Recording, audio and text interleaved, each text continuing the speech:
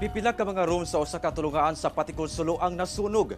Kapin 4 million pesos ang danyo sa sunog nga posibleng gumikan sa mibusikad nga tangke sa LPG sumala sa kabumberuhan.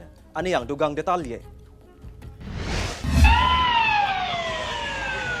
Sa kuha ni Alfragier Manyalas, makita ang dakong kalayo nga bilamoy sa pipila ka mga room sa usa ka tulunghaan sa barangay Bangkal sa Patikul, Sulu pasado alas 6 Domingo sa gabii.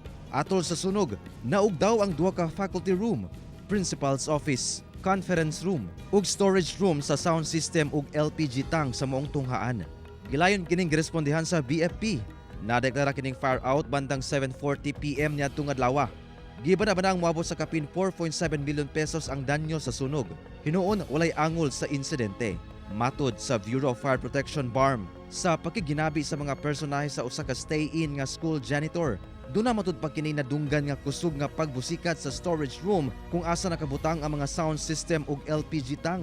Posibleng mibuto ang LPG tank gumikan sa nag-spark nga electrical wiring sa mong lugar. He claimed that the storage room for sound system and LPG tank was the area of origin. He also confirmed that there is an electrical connection into the burned building, that it was energized, and that the main cutout was turned on when the fire broke out. Apan dugang sa mong school janitor, wala kuno kini nati mahuan nga gas leak usa ka oras una ang insidente.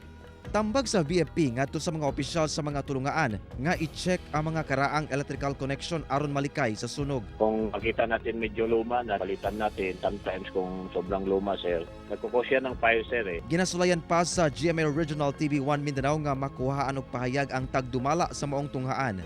Kauban si Gary Balantay, Efren Mamak, 1 Mindanao.